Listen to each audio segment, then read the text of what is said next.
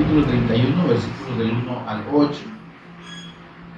Números 31, versículos del 1 al 8. Discipulado número 81 del libro de Números. El tema de esta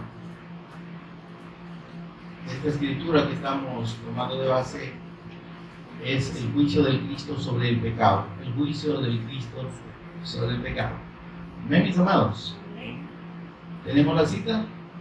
La leemos juntos entonces. Yo la leeré conmigo. Jehová habló a Moisés diciendo: haz la venganza de los hijos de Israel contra los madianitas, después serás recogido tu pueblo.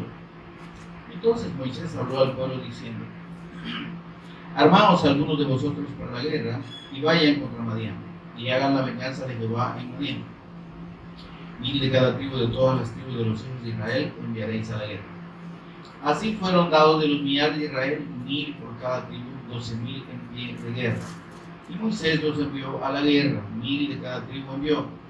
Y Finehés, hijo del sacerdote Eleazar, fue a la guerra con los vasos del santuario y con las trompetas en su mano para tocar. Y pelearon contra Madián como Jehová lo mandó a Moisés, y mataron a todo varón. Mataron también entre los muertos de ellos a los reyes de Madián, Evi, Rekem, Sur, Ur y Reba, 5 reyes de Madián. También a Balaam, hijo de Beor, mataron a espada. Amén. Amén, hermanos. Oramos para pedir la guía del Espíritu Santo en la meditación de esta hora. Señor y Padre nuestro que estás en los cielos, te bendecimos, Señor, te adoramos, exaltamos tu nombre, que es sobre todo nombre, en el nombre de tu Hijo amado, nuestro Señor Redentor Jesucristo. Señor, gracias por esta bendición única y preciosa que tenemos en ti. Gracias por redimirnos, por salvarnos, por los méritos de tu Hijo amado, por esa obra redentora en la cruz y mediante la resurrección que ahora nos hace dignos, por la fe en su nombre, Señor, dignos de ser hechos hijos tuyos, santificados, justificados, en el nombre del Señor Jesús y por el Espíritu de nuestro Dios. Bendito sea Dios, porque toda la honra y toda la gloria son tuyas. Señor, toda la obra redentora, tú la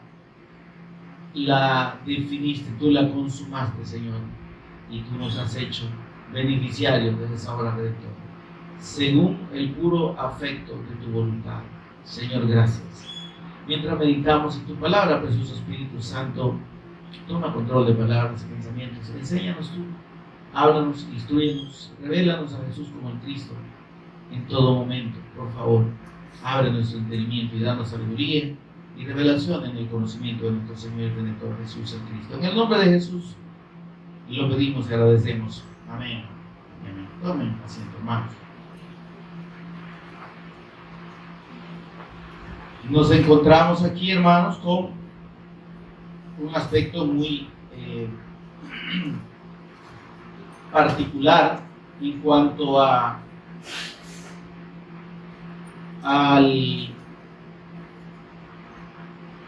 peregrinaje o al camino de los israelitas hacia la tierra prometida. Hemos explicado, hermanos, que ese peregrinaje Dios lo permitió para ejemplificar el camino que nosotros llevamos hacia la promesa de la vida eterna. ¿Están conmigo, hermanos? Amén. Amén. De las moradas o de las habitaciones celestiales del lugar que el Señor tiene preparado para los que llamamos. Amén, hermano.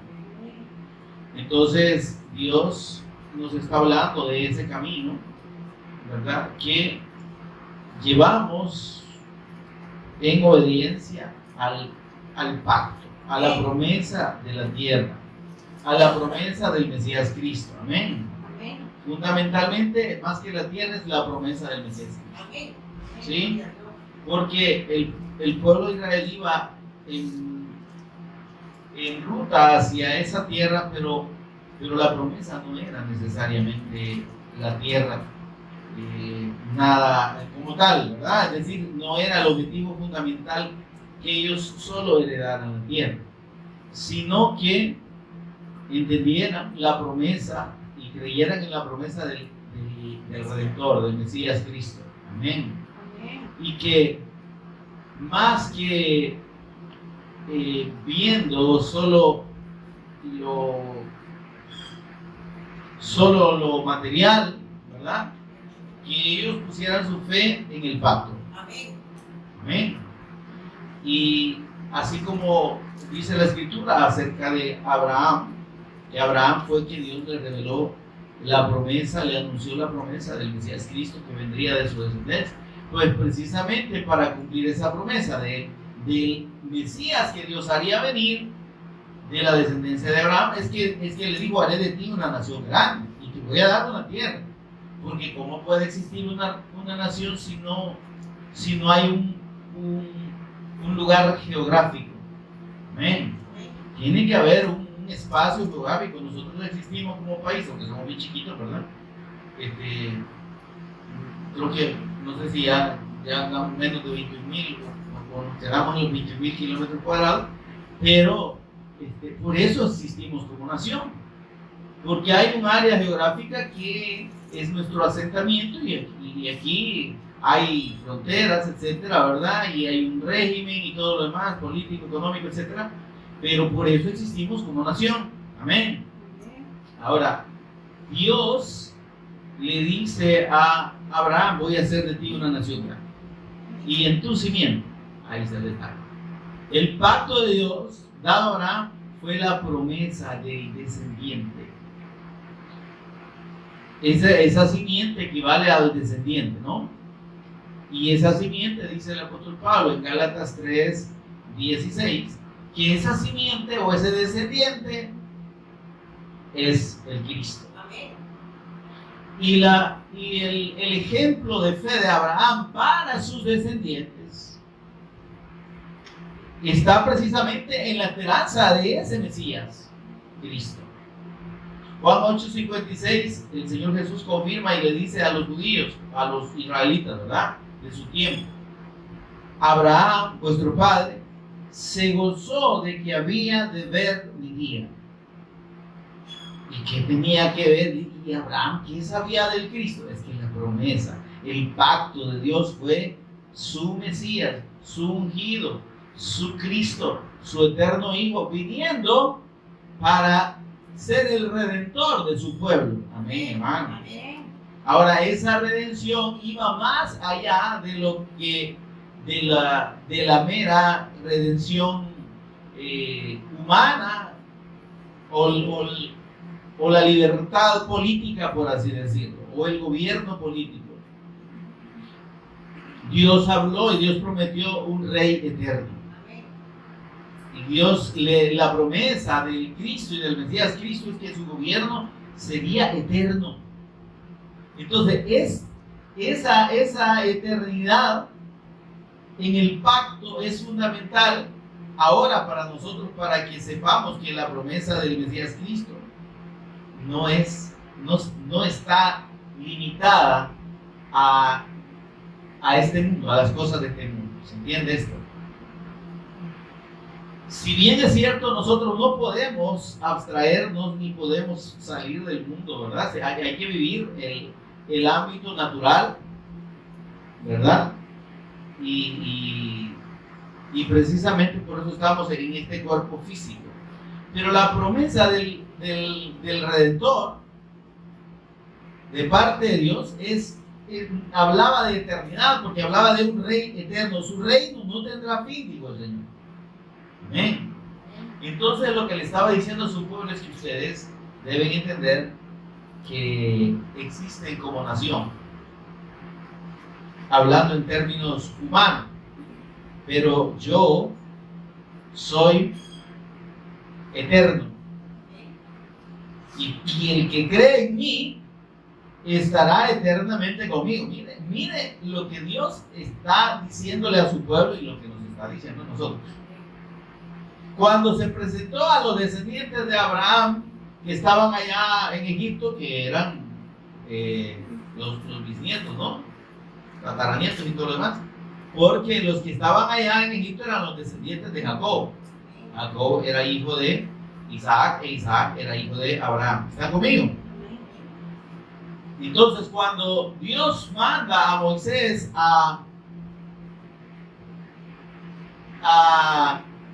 presentarse y a comunicar a los descendientes de Abraham que estaban en Egipto, la descendencia de Jacob, el pueblo de Israel, ¿qué es lo que Dios le dice? Dios le dice: el Dios de Abraham, de Isaac y de Jacob me ha enviado. ¿Y por qué mencionar específicamente a Abraham, Isaac y Jacob? Sí, Jesús ya se habían muerto, ya lo entienden. ¿Y esos quiénes son? O sea, probablemente sabían, pues, porque hay una tradición oral de los israelitas sobre sus ancestros. Amén. Nosotros, y nos preguntan quién fue nuestro bisabuelo, o bisabuela, como dice aquella, ni idea tenemos, pero los israelitas se llevan muy ordenada su ascendencia, es decir, de dónde vienen. Descendencia es de nosotros en adelante, ascendencia es antes de nosotros, ¿verdad? Entonces ellos llevan el control de su ascendencia ellos saben, Abraham tuvo a Isaac, después a Jacob y todo, y le llevan las secuencias hasta llegar a donde están. Imagínense usted. Y nosotros. Ya ni del nombre de la abuelita, no, ¿cómo se llamaba la abuelita? Bueno, el punto es que ya murió, ¿verdad? El punto es que Dios le dice: yo soy el Dios de Abraham, de Isaac y de Jacob, porque lo que les estaba diciendo es: sus padres están conmigo. ¿Estamos entendiendo esto, hermano? Los que ustedes reconocen como sus patriarcas están conmigo. Yo soy eterno. Entonces no piensen que su vida se limita a esa tierrita en la que yo los he dejado, o que les voy a dar, en este caso todavía no se las había dado, ¿verdad? Pero dice: la tierrita que les voy a dar no tiene que ser para ustedes motivo de aquí estuvo, ¿verdad? Y ya nos vamos a olvidar de todo, ¿verdad? Ya llegamos al cielo, no. ¿Sí? Esa tierra es nada más un lugar físico en el que cumplir, mire esto, entendamos esto, en el cual cumplir la voluntad de Dios y hacer la obra de Dios. Porque el Señor les dijo: yo los he llamado y los he escogido para que ustedes sean luz a las naciones y para que lleven mi nombre. Óigame esto, para que lleven mi nombre por todo el mundo, es decir, exaltar a la persona, ¿sí?, de Dios, y esa revelación única y eterna, preciosa, que implica el plan de Dios eterno para redimir a todos los hombres por medio de la fe en la persona y obra de su Mesías, de su ungido. Amén. Porque la promesa, volvamos a Abraham, le dice el Señor: en tu simiente. ¿Quién es la simiente de Abraham? ¿De qué simiente le hablaba? Del Cristo, del Mesías, del ungido eterno de Dios, que vendría de su descendencia.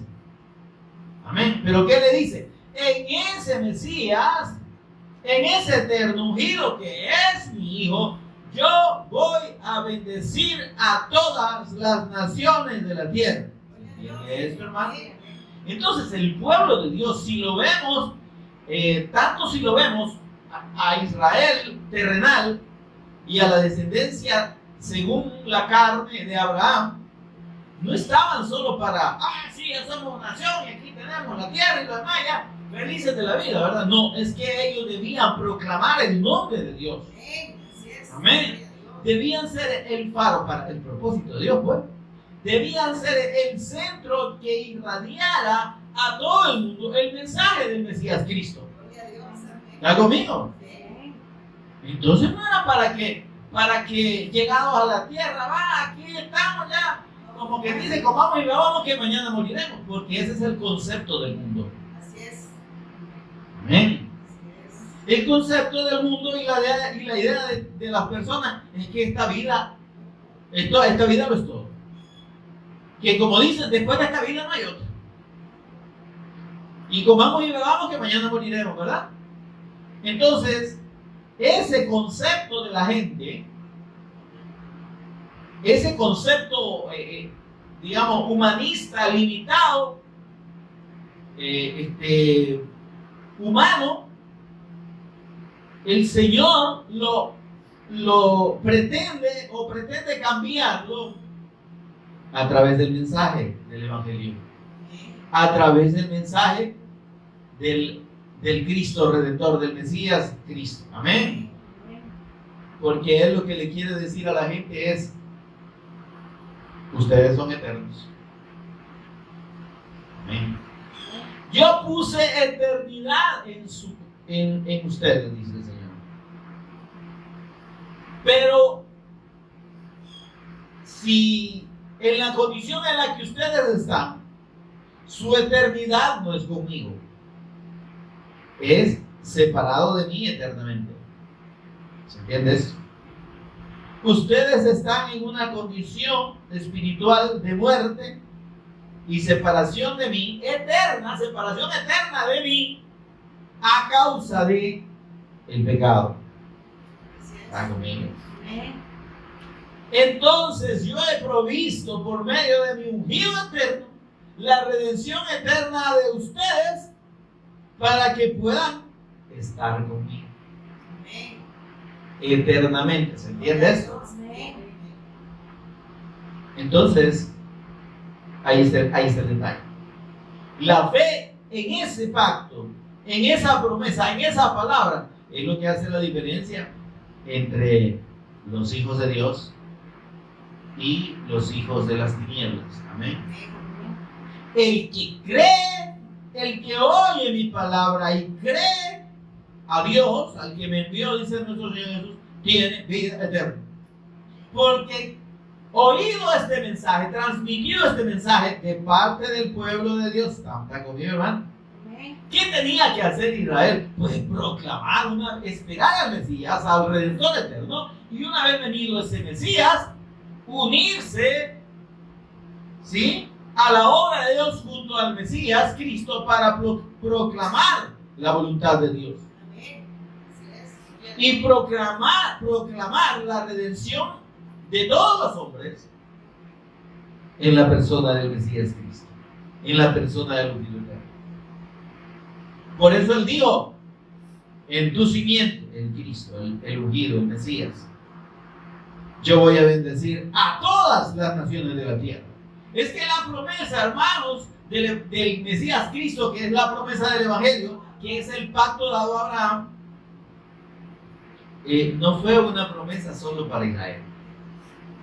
¿Están conmigo? Porque si hubiese sido solo para Israel el Evangelio, esa promesa del Mesías Cristo, si el Mesías Cristo prometido, Dios lo hubiese limitado únicamente a Israel, entonces, óyeme, esto sería una gran mentira. ¿Está conmigo? Sería un Dios humano, un concepto. Porque la Escritura misma dice: Dios se revela en toda la Escritura. Amén. Dios no hace acepción de personas. ¿Sí?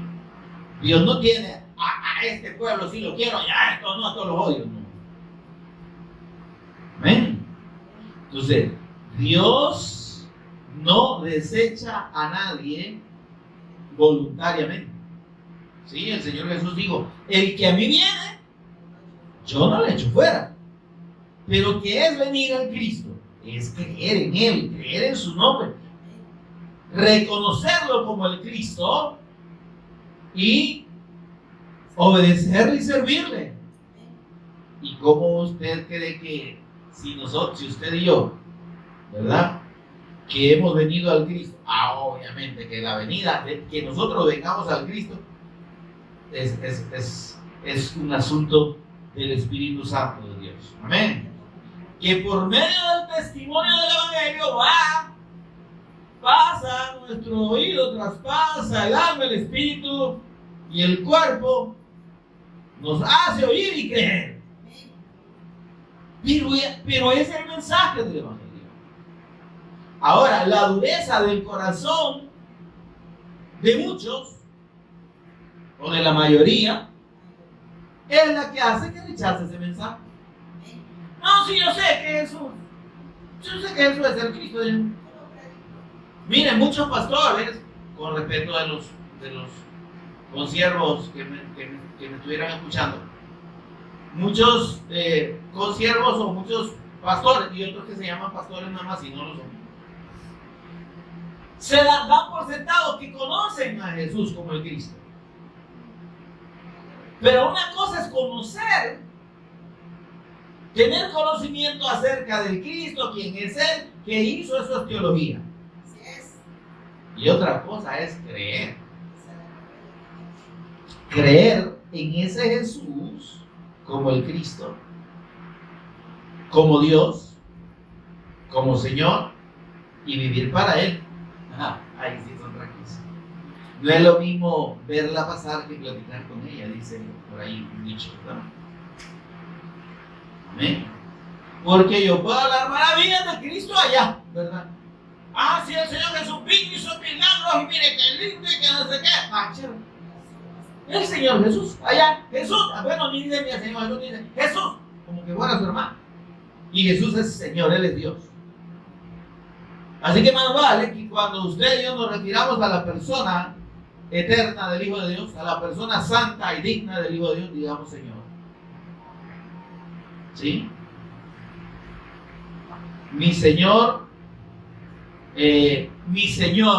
Jesús, o el Señor Jesús. Si no, usted lo reconoce como su Señor, diga el Señor Jesús, ¿verdad? Pero si para usted es su Señor, diga mi Señor Jesús. Amén. Pero digo, alguien puede decir, no, si Jesús hizo aquí, hizo allá, y predicar sobre lo que Jesús hizo, y que como nació, mire, un ángel anunció que una virgen y todo el rollo, ¿verdad? Y sí, nació y creció y predicó el evangelio y lo mataron. Pero resucitó. Pero ¿y ahí usted qué está demostrando? Que Jesús es su Señor.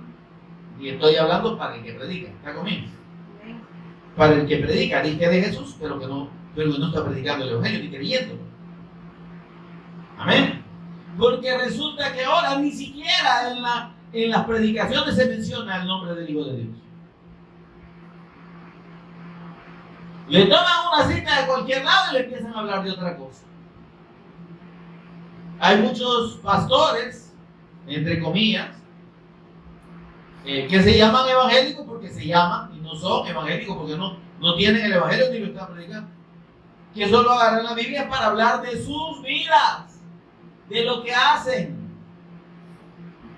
de sus problemas familiares, de las relaciones con sus hijos. Están conmigo, hermano. Y yo le pregunto, ¿y eso es evangelio? A mí no me importa lo que al pastor o a la persona que esté predicando le pase con sus hijos.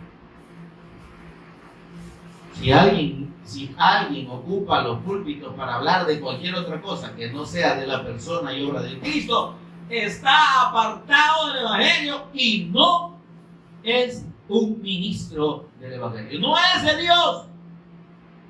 Distíngalo. Ahí están en Facebook, en Internet, en YouTube, en un montón de plataformas, un montón de gente. Revise lo que hablan.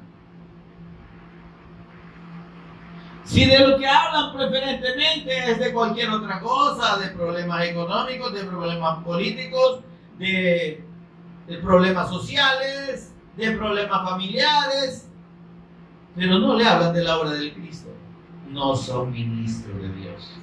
Aunque usted los vea bien de blanquito, con un traje bien bonito y bien decentito, no son ministros de Dios. No son ministros del Evangelio. El verdadero ministro de Dios se caracteriza por predicar a Jesús y dar el testimonio de Jesús como el Cristo. Y resaltar su sacrificio redentor y la fe en este sacrificio como el único medio para el perdón de pecados y la reconciliación eterna con Dios. Eso es el todo del Evangelio. Meter cualquier otra cosa ahí en ese mensaje es apartarse del Evangelio. El Evangelio es la buena noticia de Dios acerca de su Hijo. Lo repito, el Evangelio es la buena noticia de Dios exclusiva sobre la persona y obra de su Hijo Jesús, quien es el Cristo. Eso es el Evangelio, y de eso trata Génesis hasta Apocalipsis. Ahora, qué profundidad de las riquezas, de la sabiduría y de la ciencia de Dios. Porque de qué manera tan preciosa y tan abundante nos revela al Cristo en toda la Escritura. Y por eso es que usted ve que estos estudios se llaman el Cristo en el libro de Génesis, el Cristo en el libro del Éxodo, el Cristo en el libro de Levítico, el Cristo en el libro de Números. Y el Cristo lo vamos a encontrar, que el Cristo es el Evangelio, que el Señor Jesús es el Evangelio, lo vamos a encontrar en toda la Biblia. Por tanto, si alguien predica el Evangelio, no me puede decir, ¿y dónde halló al Cristo aquí? Ay, que si usted no halla al Cristo en toda la Escritura, usted no tiene el Evangelio, perdón. Si usted no ve al Mesías Cristo de Dios, al anuncio de ese Mesías Cristo que se confirmó en la persona de nuestro Señor Jesús, usted no tiene el Evangelio, perdón. Si usted solo ve que llegaron y mataron, y hicieron aquí, hicieron allá, y renegaron por el agua, qué desgraciado, pero Moisés le pegó una piedra y de la piedra salió agua, ¿ven? Pero después, mírenlo, muy ingrato. ¿Se entiende? Y no ven al Cristo ahí, no tienen el Evangelio. ¿Estamos entendiendo esto, hermano? Ahora, como dije, entonces Dios decide formar una nación para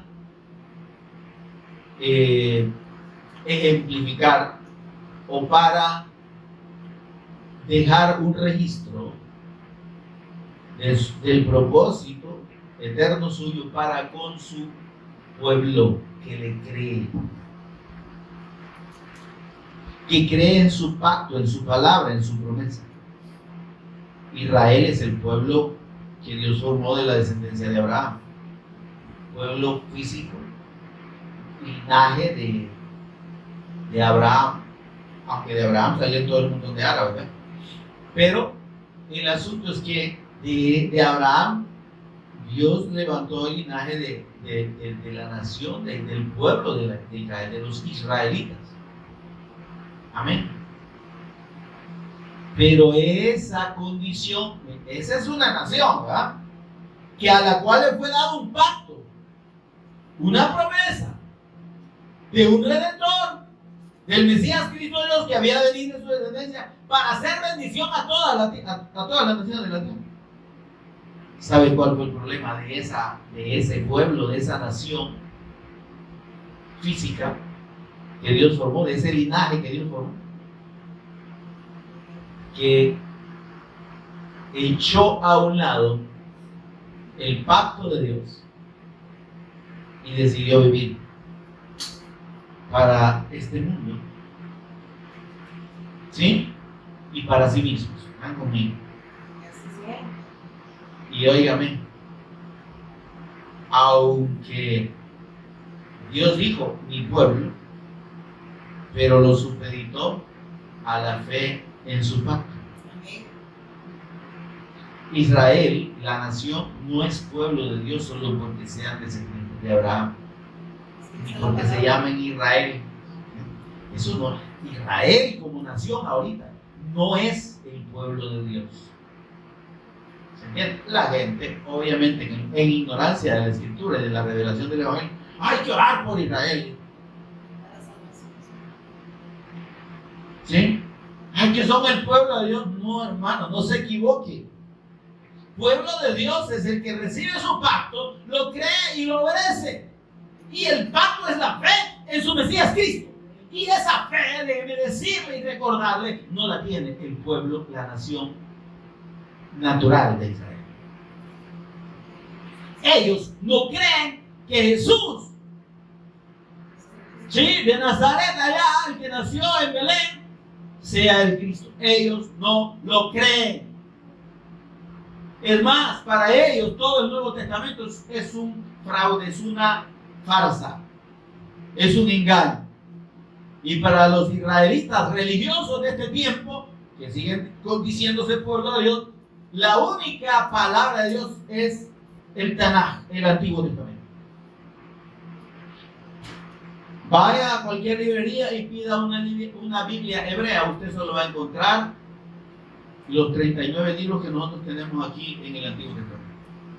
¿Y por qué no tiene Mateo, Marcos, Lucas? No, es que para ellos eso no existe. Eso no es palabra de Dios. Ese Jesús del que hablan estos bayuncos en esos libros históricos, ese Jesús no es el Cristo. No es el Cristo y no es el Cristo. Y ellos siguen esperando a su Cristo. ¿Qué le parece? Entonces, remitámonos a lo que Dios le dijo a Moisés antes de darle el pacto de la Torá al pueblo de Israel. Y ya lo hemos repetido otras veces y debemos hacer énfasis en esa palabra de Dios en Éxodo 19, 5 y 6.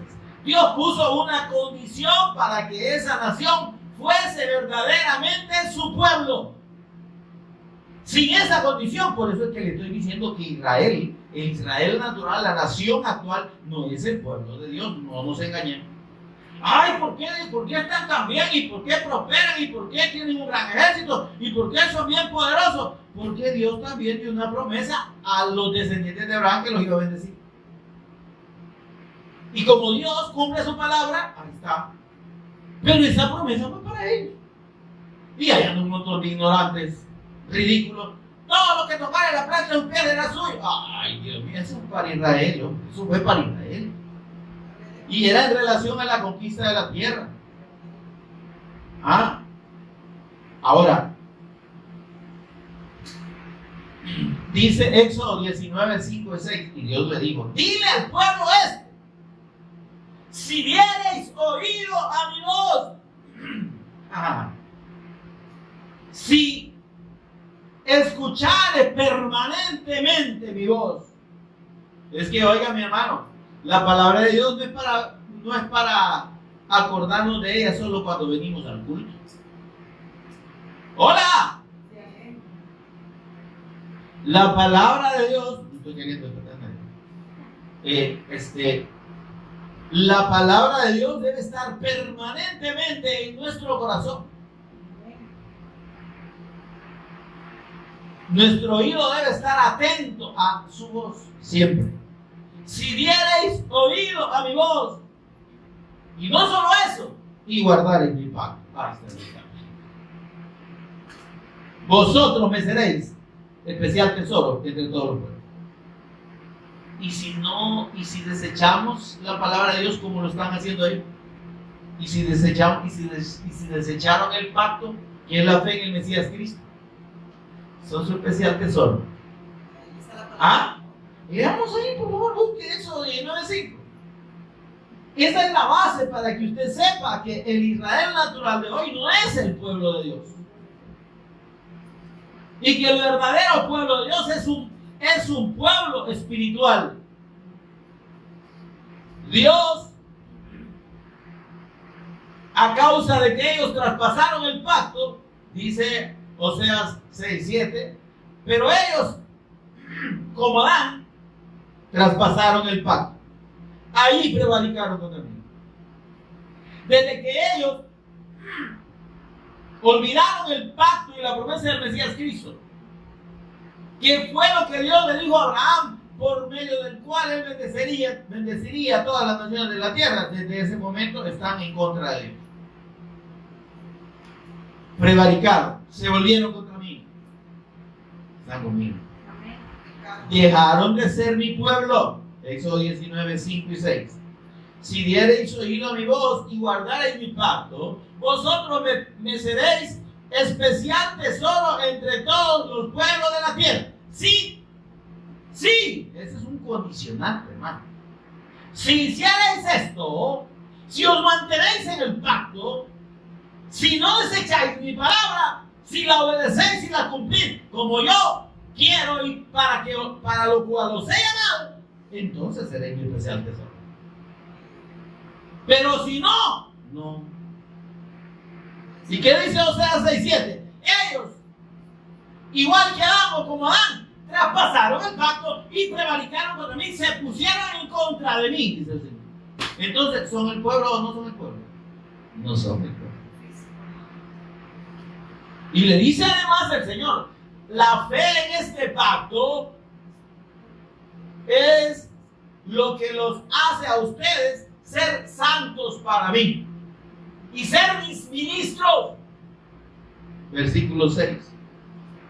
Y me seréis un reino de sacerdotes y gente santa. Amén.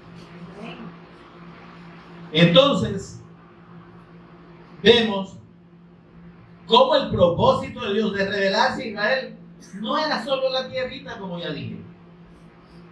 No era que hicieran nación y que ahí comamos como dije y vivamos que mañana se olvidaran de Dios, pero lo hicieron, hermano. Porque una vez que llegaron a la tierra, se olvidaron de Dios,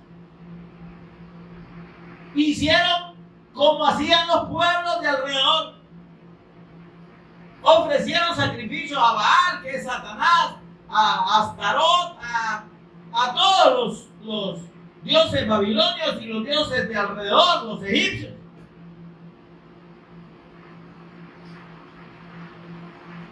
Entonces, por eso es que vemos todo el proceso en el cual Dios, ejemplificando a nosotros, ¿sí?, los llevó a ser cautivos a Babilonia, recuerden ustedes. Los dispersó por toda la tierra. Amén. Porque dejaron de ser su pueblo. Amén. Y entonces, el propósito de Dios, como digo, en la promesa de llevarlos a la tierra, no era solo la tierra, era el pacto del Mesías Cristo. ¿Sí? Era que ellos entendieran que Dios los había levantado como su pueblo, como un reino o los levantaría como un reino de ministros o sacerdotes y gente santa para proclamar su nombre y el de su eterno ungido a todas las naciones. Y por medio de esa proclamación, todas las naciones alcanzaran la comunión con Dios. Porque Dios no hace acepción de personas. Porque Dios es el creador de todos. Y tanto vale un descendiente de Abraham como cualquier descendiente de Adán, ¿verdad? Desde Noé para acá. Porque la descendencia de Noé, mediante sus 3 hijos, son las que pobló todo el mundo. Pero tanto vale para Dios un descendiente de Cam como un descendiente de Jafet, como un descendiente de Sem, ¿verdad? Los descendientes de Sem son llamados semitas, no de la que nosotros comemos, ¿verdad?, sino que son descendientes de Sem e Israel es descendiente de Sem, por eso les dicen semitas. ¿Ha oído usted eso? Antisemitas, no es que no quieran comer semitas, sino que son contra de Israel. Amén. No es que estén en contra de las semitas, que es un pan dulce que se come aquí, con mucha miel, sino que son en contra de los israelitas. ¿Está conmigo, hermano?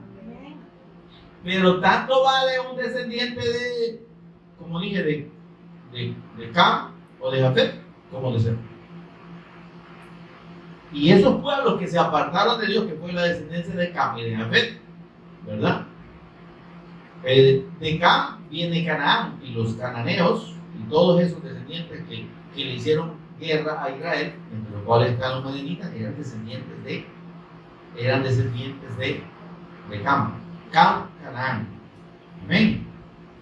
Y Jafet igual, ¿verdad? Entonces, a esos que se habían apartado de Dios, entonces dice el Señor, ustedes me van a proclamar la fe en mi pacto y la fe en el Mesías Cristo, porque yo voy a hacer venir a ese Mesías Cristo para que mediante él puedan ser redimidos, tanto ustedes como todos los que crean en él.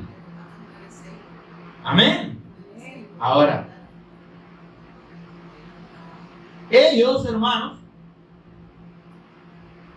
por eso es que no entendieron a Dios y no entendieron el mensaje del Evangelio que Él les anunció a través de Abraham y luego a través de Moisés. Porque Moisés llega y les dice el Dios de Abraham, de Isaac y de Jacob. Entonces, Dios les está comunicando que Él no es Dios de muertos, como dijo nuestro Señor Jesús, sino que es Dios de vivos. Para Él todos vivimos y todos somos eternos. Pero no es lo mismo vivir una eternidad separada de Dios que vivir una eternidad con Dios. Amén. Amén. El propósito de Dios, dice la Escritura, es que todos procedan al arrepentimiento, que dejen sus malos caminos y que vayan y busquen el camino que lo establecido. ¿Cuál es ese camino? La fe en la persona y obra de nuestro Señor Jesús. Dice que Dios no mandó a su Hijo al mundo para condenar al mundo, sino para que el mundo sea salvo por Él. Juan 3:17. Así que el que en Él cree, versículo 18, no es condenado. Pero el que no cree ya ha sido condenado. ¿Por qué? Por incrédulo en el nombre del eterno Hijo de Dios. ¿Cuál es nuestra responsabilidad como pueblo de Dios, verdadero pueblo de Dios? El verdadero Israel espiritual de Dios. Dar el testimonio de la fe en la persona y obra del Cristo. Amén. Amén.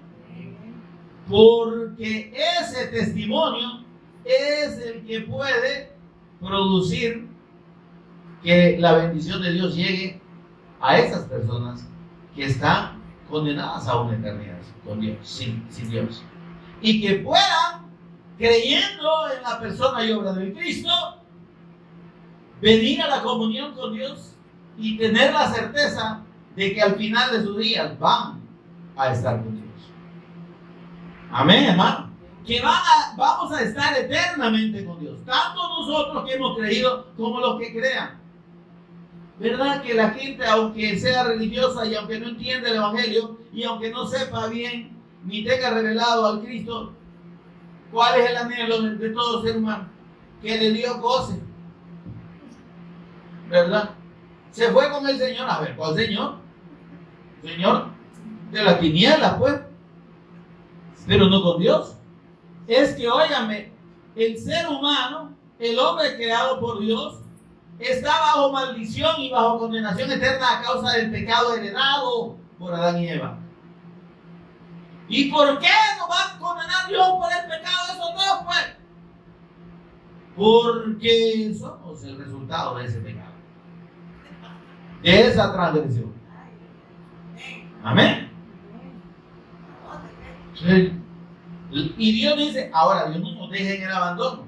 Dios por eso da su buena noticia, da su buena nueva, da una salida, da un camino y dice, volved a las sendas antiguas, honrad al Hijo, porque a ustedes se les ha olvidado que si no honran a mi Hijo, entonces yo voy a desatar mi ira sobre usted y me lo voy a acabar. Eso dice Salmos capítulo 2, versículos 10 al 12. Pero la gente necesita entender eso. ¿Y cómo cree que lo va a entender si los que se llaman pastores o ministros de Dios, que no lo son, de los que le están hablando es de otra cosa? Hermano, hay que ser bueno con la gente, hay que ayudar. Hermano, no deje de congregarse, no deje de diezmar. Bautícese. No se pinte el pelo. ¿Verdad? No haga tal cosa. Óigame, ¿y eso qué es, pues? Dios no nos mandó, óigame, a los predicadores y pastores a corregirle la vida a la gente porque no podemos. Si ni la propia nuestra podemos corregir, ¿cómo queremos corregir a la gente? Y no tenemos ni el derecho ni la capacidad de hacerlo. Porque el único que transforma y puede transformar el corazón del hombre es el poder de Dios. Es la obra del Cristo, es la fe en la persona y obra del Cristo. Amén, amén. Es la presencia del Espíritu Santo en aquel que cree en la persona de nuestro Señor Jesús el Cristo. El que cree en mí, Juan 7, 37 y 38, como lo testifica la Escritura, de su interior correrán ríos de agua viva. ¿Cómo? Esto dijo del Espíritu que habían de recibir los que creyeran en Él. El que cree verdaderamente en la persona de Jesús como el Cristo y en su obra redentora para tener comunión con Dios, para volver a Dios y vivir la eternidad con Dios, ese recibe la presencia permanente del Espíritu Santo dentro. Y ese Espíritu Santo produce río de agua viva. Produce la voluntad de Dios. Produce la obediencia al pacto. Amén. Entonces no es una cuestión de capacidad personal. No es una cuestión de lo que la persona pueda hacer, es que no podemos hacer absolutamente nada. No hay justo ni a uno. Hola. No hay justo ni a uno. No hay quien haga lo bueno. No hay ni siquiera uno en la tierra. El único justo, el único bueno que vino a esta tierra en forma de hombre, el único santo y perfecto y sin pecado, fue y es nuestro Señor Jesús el Cristo. Amén. Él es el bueno, Él es el justo y el que puede justificar al que es de la fe en su nombre. Porque Él asumió en sí mismo y en su cuerpo el juicio de Dios sobre el pecado que nos separaba y nos separa y separa al hombre de Dios eternamente. Y por eso es que Él es el único que puede salvar. Es el único que puede redimir mediante la fe en su nombre. Dice, bueno, vos estás condenado a una eternidad en las tinieblas. Pero si crees en mí, yo te llevo al Padre.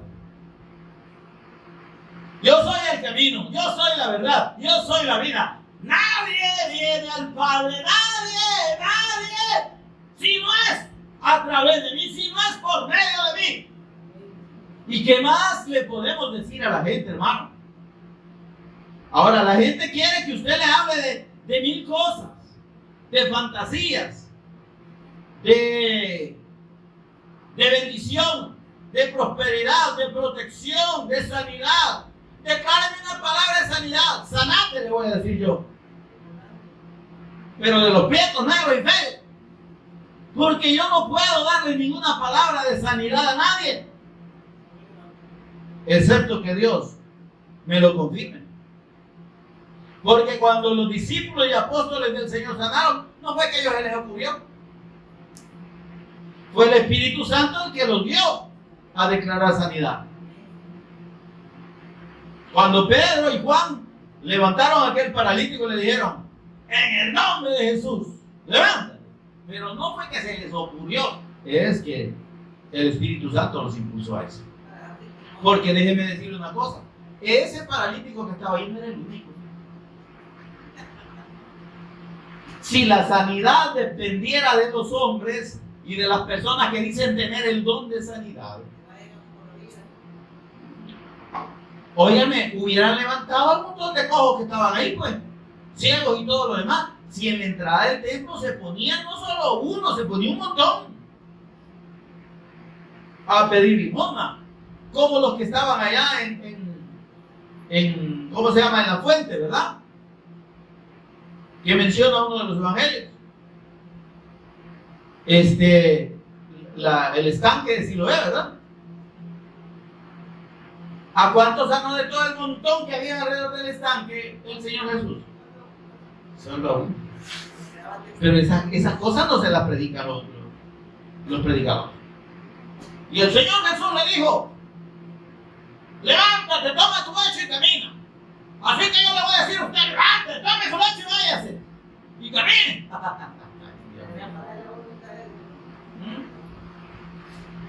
conmigo.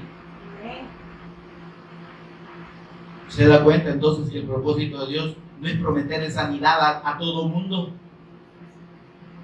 Cuando dice Él es tu sanador y cuando declara a Dios como nuestro sanador, se refiere a la sanidad del alma, a la sanidad espiritual, porque el Señor dijo que desde la coronilla hasta los pies, para Él somos una llaga podrida, somos carne podrida.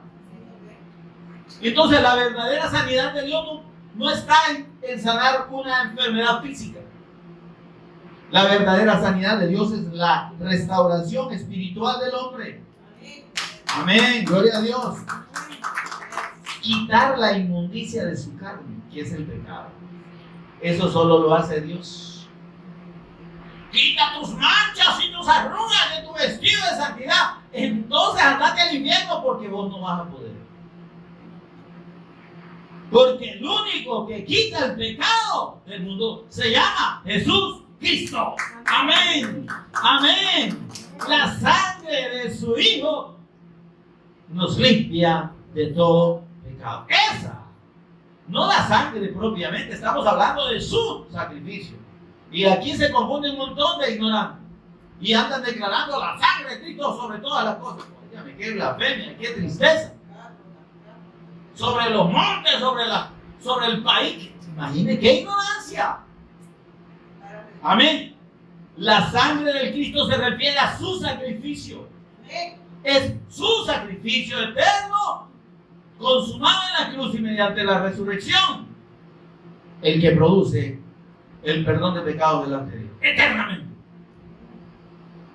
Amén. Es un olor grato que sube eternamente y está eternamente en la presencia de Dios.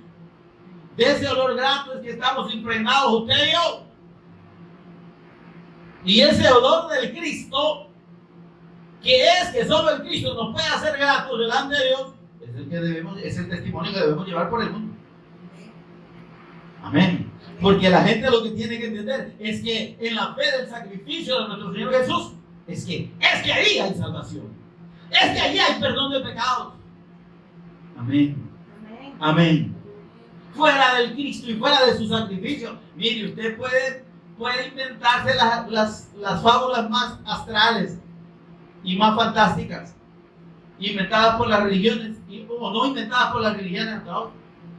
Porque decir que un hombre estaba bajo un palo de coco y se le apareció un ángel y le trajo unas tablas del libro de Mormón, hasta decir de que un tal profeta subió al cielo allá en un monte allá en Israel o allá en el oriente, y allá está la gente como que fueran de esas hormigas que giran alrededor, ¿verdad? Que se han disparado rodeando una caja negra. Y eso es lo que la gente está creyendo. Millones de personas. Fantasías como la de decirle que, no, usted crea en Jehová, ¿verdad? Y en su Hijo, pues, que es una creación de Jehová. Y usted va a habitar aquí, usted es un justo que va a habitar aquí en la tierra. Y Dios lo va a resucitar para que viva aquí en la tierra eternamente. Pero usted tiene que creer en Jehová. ¿Y qué hay del sacrificio del Cristo? ¿Qué hay de la obra de Cristo? La hacen a un lado. Y la gente, ay, sí, vivir en paz, y qué felicidad en la tierra, sin ningún problema, ay, sí me llega eso. Fábulas, cuentos, fantasías, historias. Usted tiene interiormente, usted es un Dios. Usted puede, mediante la meditación, trascender y elevarse espiritualmente. Usted puede. ¿Y el Cristo dónde queda? ¿Se da cuenta los engaños de Satanás? Por eso le digo que usted puede oír y creer la fantasía más grande, no inventada por las religiones, y eso no lo va a salvar. Amén, mis amados. Hablando entonces de ese Mesías Cristo, ¿por qué Dios prometió a ese Redentor? ¿Por qué Abraham dice que Abraham se gozó de que había de ver el día del Cristo. ¿Cuál fue el día del Cristo? El día de su muerte y el día de su resurrección. La consumación de la obra del Cristo. Y lo vio y se gozó. ¿Cuál era la motivación central de Abraham? No era la tierra. Sí, Señor, yo sé que le va a dar la tierra a mis descendientes, pero yo estoy contento y yo estoy más que feliz con ese Mesías Cristo que vas a mandar. Yo quiero ver ese día, Señor, yo lo quiero ver. Esa fe de Abraham que lo justificó delante de Dios, dice en Génesis 15:6, y creyó Abraham a Dios y le fue contado por justicia. La fe en el pacto, la fe en la persona y obra de Cristo salvó a Abraham. Y todos los que creemos que Jesús es el Cristo y creemos en su obra redentora, estamos en la fe de Abraham y somos pueblo de Dios. Amén. Denle un aplauso al Señor, por favor. Él es digno de toda honra y toda gloria. Cristo, nuestro Señor Jesús, fue anunciado de esa manera porque el juicio del pecado que aparta al hombre de Dios eternamente fue ejecutado y sería ejecutado sobre él. Pero hay un detalle. Hay un detalle que a la gente se le olvida. Nuestro Señor Jesús recibió el juicio de Dios en sí mismo por el pecado suyo y mío. Ajá. Entonces ahora, como Él murió por esa causa, Él sufrió vituperio, Él fue despreciado, fue molido, ¿sí? Fue machacado en su carne y en su cuerpo, y su espíritu fue doblegado por causa del pecado, pero pudo resistir el juicio de Dios por el pecado y salió victorioso. ¿Qué pasa ahora? Él pagó nuestras culpas. Él pagó la deuda. ¿Y qué pasa cuando usted paga una deuda que no es suya? De acuerdo con la ley, usted tiene derecho a cobrársela a la persona por la cual usted pagó. Y entonces, sí, es que el juicio de Dios sobre los pecados cayó en el Cristo. Sí, pero ahora se lo debemos a Cristo. ¿Se entiende eso? Amén. Por eso es que esta escritura de Números 31 nos habla del juicio del Cristo sobre el pecado. Óigame, Dios ya no va a juzgar, pero el Hijo sí va a juzgar. Amén. El Hijo juzga el pecado y condena a todo aquel que no cree en Él y en su nombre y en su sacrificio, porque para eso murió Él.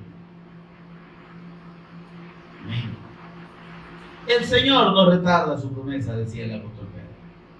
Según algunos la tienen por tardanza, sino que es paciente para con todos nosotros, su pueblo, no queriendo que ninguno perezca. ¿Por qué nos está teniendo paciencia el Señor, hermano? Porque mire cuántos habemos aquí y cuántas iglesias y cuántos miles de cristianos evangélicos se supone que hay en El Salvador, que dicen que son casi el 50%. ¿Y qué están haciendo? Pidiendo milagros, pidiendo favores de parte de Dios. ¿Sí? Pero no estamos anunciando al Cristo. Pero no estamos anunciando la solución al problema fundamental del hombre. Amén. Entonces, como le dije del pueblo de Israel, que no es el pueblo de Dios, todo aquel que se ha apartado del testimonio del Cristo y que no da testimonio ni predica la fe en la persona y en el sacrificio del Cristo, no es de Dios, no es pueblo de Dios, está apartado de Dios. Y tiene el juicio del Cristo sobre sus pecados. Amén. Por eso es que esa es la introducción. Por eso es que en los versículos que leímos dice, Jehová habló a Moisés diciendo, haz la venganza de los hijos de Israel contra los madianitas. Él tipificó la venganza o el juicio de Dios del Cristo sobre los pecados aquí en esta acción. ¿Qué pasó con los madianitas? Si ustedes recuerdan el capítulo, pero terminemos de leer lo que dice aquí. Haz la venganza de los hijos de Israel contra los madianitas, después será recogido tu pueblo. ¿Qué pasó con estos madianitas? ¿De dónde desaparecieron estos? ¿Y qué tiene que ver Madián aquí? ¿Por qué Dios manda a vengar? A vengarlos. Mire, en el capítulo 22 que leímos, ya usted no se acuerda, ¿verdad? Pero para eso estoy yo aquí, para recordarse. Capítulo 22 de Números, dice, mire, versículo 1, partieron los hijos de Israel y acamparon en los campos de Moab junto al Jordán frente a Jericó. ¿Está conmigo? ¿Está leyendo 22.1 de Números? Y vio Balac, hijo de Zippor, todo lo que Israel había hecho al amorreo, que los había acabado. Y Moab, 22.1 en adelante. Y Moab tuvo gran temor a causa del pueblo, porque era mucho. Y se angustió Moab. Moab era la nación la nación, ¿verdad? De los moabitas, ¿verdad? Y el rey de estos moabitas se llamaba Balac. ¿Se acuerda de Balac, verdad? El que contrató a Balaam, al profeta pistero, para maldecir a Israel. Ahora dice, mire lo que hizo Balac. Y dijo Moab. Cuando dice Moab se refiere a los moabitas, ¿no? Los moabitas, mediante Balac, le dice a los ancianos de Madián, ahí está. ¿Qué hizo Moab? Se fue a buscar aliados en Madián, que era un pueblo que tenía 5 reyes, ¿sí? Y le mete miedo y le dice, mira, ahí viene ese pueblo que se hizo barrido ¿cómo se llama? A los amorreos, ¿verdad? Dijo Moab a los ancianos de Madián, ahora lamerá esta gente todos nuestros contornos como lame el buey y la grama del campo. Y Balac, hijo de Zippor, era entonces rey de Moab. Entonces, ahí lo que está diciendo es que los moabitas, mediante su rey Balac, se aliaron con Madián. ¿Para qué? Para oponerse al pueblo de Dios, para oponerse al mensaje del Evangelio. ¿Estamos entendiendo esto? Sí, se pusieron en contra de Dios. Israel no los estaba atacando. O sea, el pueblo de Dios no estaba realmente solo queriendo acabar con la gente, porque iba camino a la tierra, ¿no? Es más, a esto que se pasó barriendo, ¿ya? Sehón, rey de los amorreos, le pidió permiso y le dice, mira, vamos a pasar por tu tierra y sí, vamos a tomar nada más, bueno, no te vamos a tocar nada, solo el agua, pero te vamos a pagar, déjanos pasar por tu tierra. Y el tú le dice, pues no van a pasar. Pues dijo el Señor, acaben. Y lo barrieron, ¿verdad?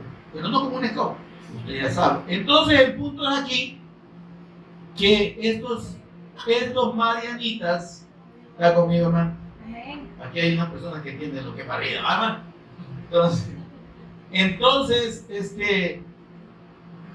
Madián se une con los moabitas, con el rey Balac, que quería maldecir a los hijos de Israel, que se opuso al mensaje del Evangelio. Amén. Se alió al mal. Como hay muchas personas en este tiempo que se unen, ¿sí?, entre ellos, mire, y mucha gente, y cuando digo gente, y organizaciones, ¿verdad? Y le voy a decir una cosa, hasta ministros, entre comillas, del Evangelio, se unen en contra de Dios.